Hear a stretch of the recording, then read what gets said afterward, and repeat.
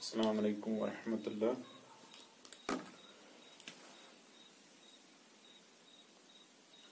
तो बेटा हम स्टार्ट करने जा रहे हैं क्लास 10th। सब्जेक्ट हमारा है बायोलॉजी।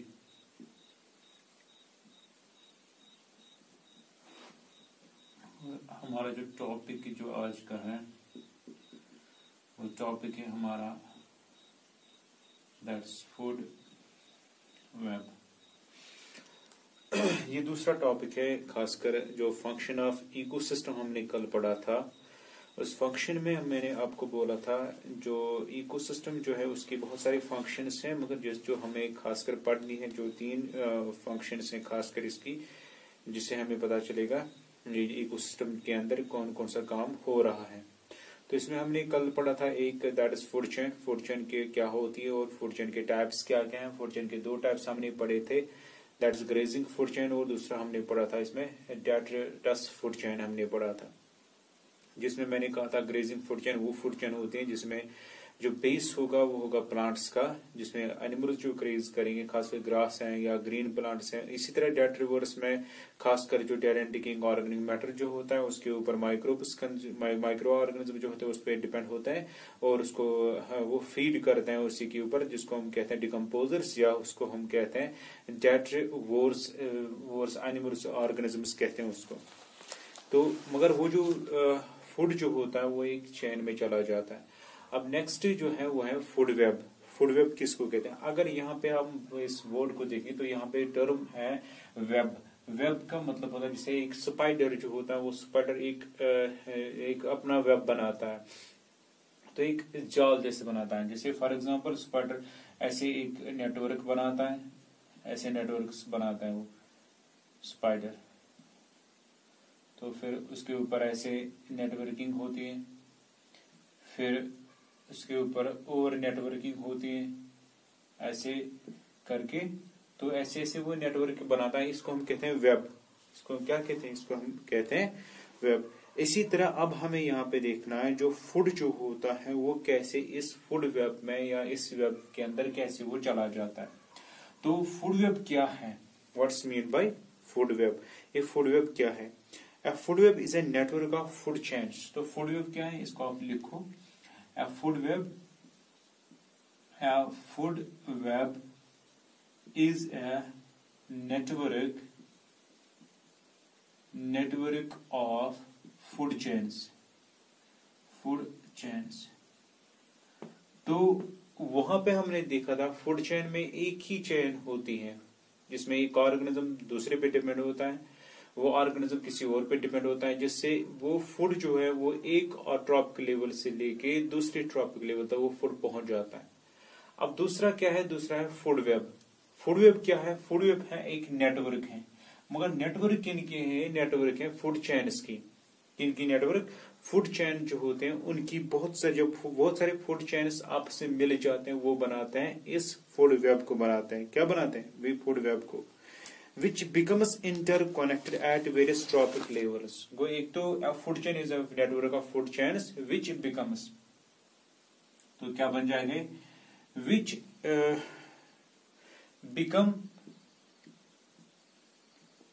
interconnected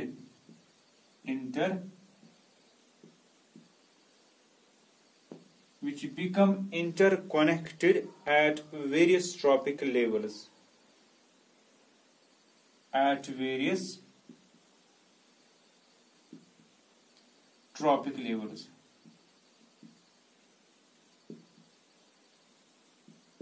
जो बहुत सारे ट्रॉपिक लेवल्स के साथ मिल जाता है और बनाता है फूड वेब को बनाता है। So as to form a number of feeding connections, जिसमें बहुत सारे फीडिंग कनेक्शंस बन जाएंगे। So as to form a number of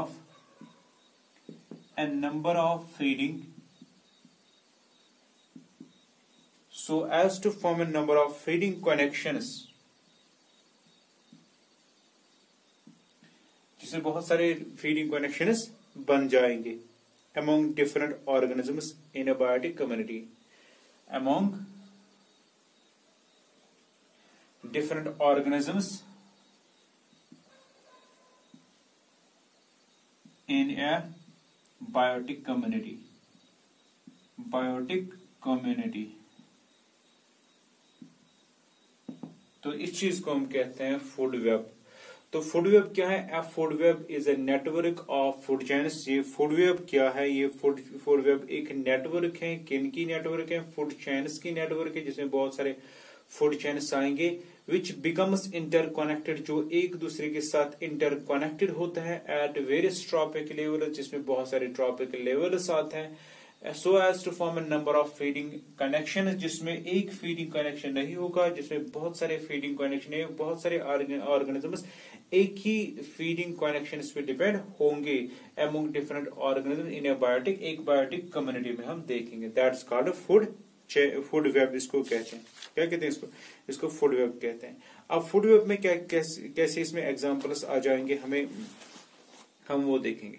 जैसे कि आप देख रहे हो, इसमें एग्जाम्पल क्या है इस फूड वेब के अंदर। तो मैंने अभी कहा ये होता है नेटवर्क ऑफ फूड चेन्स। तो हम देखेंगे वो नेटवर्क क्या है। जैसे फॉर एग्जांपल हम लेंगे, यहाँ पे हमारे पास है एक बेस, वो है ग्रास। तो ये हमारे पास बेसिक है, दैट इज द प्रोड्यूसर होता है। तो ये बेसिक पार्ट है, दैट इज द ग्रास। अब इस ग्रास जो है, इस ग्रास के ऊपर कौन कौन डिपेंड होता है? फॉर एग्जाम्पल इस ग्रास के ऊपर एक ऑर्गेनिज्म डिपेंड होता है, that is called grass Hooper. ये है इसके ऊपर डिपेंड। दूसरा इसके ऊपर डिपेंड होता है, दैट इज रैट या माउस। रैट इसके ऊपर डिपेंड होता है, रैट इस ग्रास को खाता है। तीसरा इसी ग्रास को खा सकता है रैबिट। अब फीडिंग कनेक्शन यहाँ पे बहुत सारे, मगर बेस हमारा एक ही है, दैट इज ग्रास। तो ये तो हमारा बेस था, ग्रास हमारा बेस है। तो यहाँ पे इस ग्रास को ये ग्रास ऊपर भी खाता है, इस ग्रास को रैबिट भी खाता है, इसी ग्रास को रैट भी खाता है। अब ये जो ग्रास सुपर जो है, इस ग्रास सुपर को कौन खाता है? इस ग्रास सुपर को फ्रॉग खाती है। फ्रॉग जो है, इस रैबिट को कौन खाता है? इस रैबिट को, फॉर एग्जाम्पल इस रैबिट को हायर ऑर्गेनिज्म जो है, जैसे हम लेंगे यहाँ पे डॉग जो है, डॉग इसको खाता है। इसी तरह हम लेंगे रैट जो है, रैट को कौन खाता है? रैट को स्नेक खाता है, स्नेक इसको खाता है। अब धीरे धीरे ये जो फ्रॉग जो है, इस फ्रॉग को कौन खाता है? इस फ्रॉग को फिर से यहाँ पे स्नेक खाता है। इस स्नेक को और वो जो स्नेक जो है, इन दो स्नेक्स को या डॉग जो है, इनको कौन खाता है? इनको खाता है हॉग खाता है।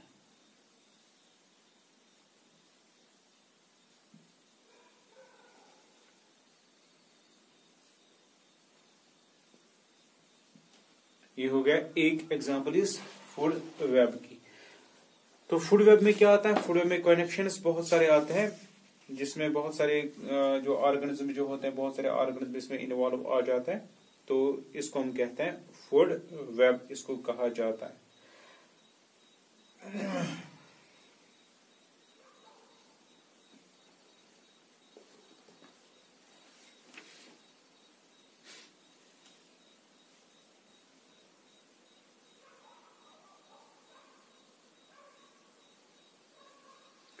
ये हो गया फूड वेब के एग्जाम्पल। तो फूड वेब में क्या आता है? ग्रास है, इसी ग्रास के ऊपर ग्रास ऊपर डिपेंड होता है, इसी ग्रास के ऊपर फ्रॉग है, स्नेक है, फिर रैबिट आता है, फिर यहाँ पे डॉग आता है, इस डॉग को फिर और कोई एनिमल खाता है, फिर आता है इसमें टॉप कार्निवर आता है। इसी तरह यहाँ पर रैट है, रैट को ओल भी खा सकता है, रैट को स्नेक भी खा सकता है, या रैट इस स्नेक को फिर ओल भी खा सकता है, या ईगल इसको खा सकता है।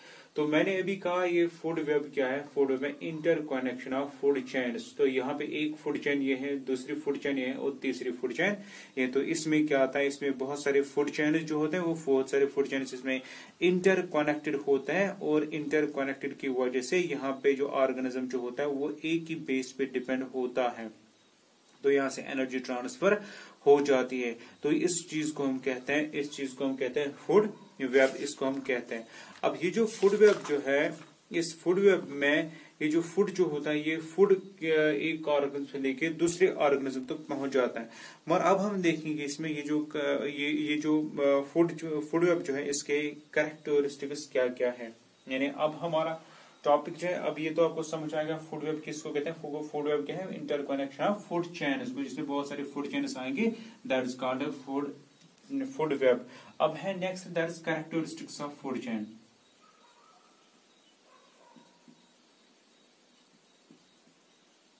Characteristics of food chain of food web. Food web के क्या क्या कैरेक्टरिस्टिक्स होते हैं। पहला कैरेक्टर इसका होता है, यानी food web are never straight. Point number 1, food web जो होता है आर नेवर स्ट्रेट। अगर आपको याद होगा हमने फूड चेन को पढ़ा, फूड चेन में मैंने कहा ये जो फूड चेन जो है हमेशा स्ट्रेट होते हैं, मगर यहाँ पे स्ट्रेट क्योंकि इसमें कनेक्शन किसका होता है, फूड चेन इसका कनेक्शन होता है, इसलिए ये स्ट्रेट नहीं बन जाती है। In a steed, it is formed by interlinking of food chains. अगर हम देखेंगे in a steed, it is formed. ये किसका बना होता है, it is formed. ये बना होता है formed by interlinking of food chains.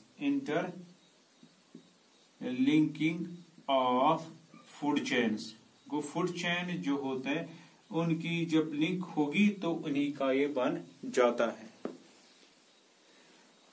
Interlinking of food chain इसका बना होता है। ये हो गया पहला पॉइंट क्या है, फूड वेब और नेवर स्ट्रेटेड नहीं होता। इनस्टीड इट इज फॉर्म्ड, ये बना होता है किनका, इंटरलिंकिंग जब हो जाए, जब इंटरकनेक्टिंग हो जाता है फूड चेन, जब नेटवर्क बन जाता है फूड चेन का, तब ये फूड वेब बन जाता है। Point number 1। पॉइंट नंबर 2 क्या है, ए food web provides alternate pathways of food availability. Point number 2, A food web जो होता है ये क्या करता है, ए फूड वेब प्रोवाइड्स ये प्रोवाइड क्या करता है ऑर्गेनिज्म के लिए, ऑल्टरनेट पाथवेज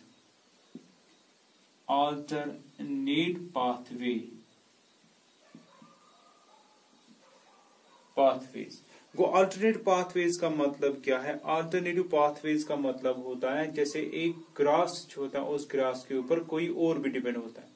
अगर फॉर एग्जांपल इस रैबिट जो है, रैबिट को या कोई एनिमल होगा, फ्रॉग है या कोई दूसरा एनिमल है, उसको वो एनिमल नहीं मिला जो हमेशा उसको खाता है, तो उसको कोई दूसरा भी मिल सकता है, उसको कोई अल्टरनेट कोई सोर्स ऑफ फूड मिल सकता है। तो इसीलिए ये source alternate source of food जो है ये किस में मिल जाता है, ये मिल जाता है इस फूड वेब में मिल जाता है। अल्टरनेट पाथवेज, एक रास्ता उसको अलग से मिल जाता है फॉर फूड कैप्चर करने के लिए, ऑफ फूड अवेलेबिलिटी।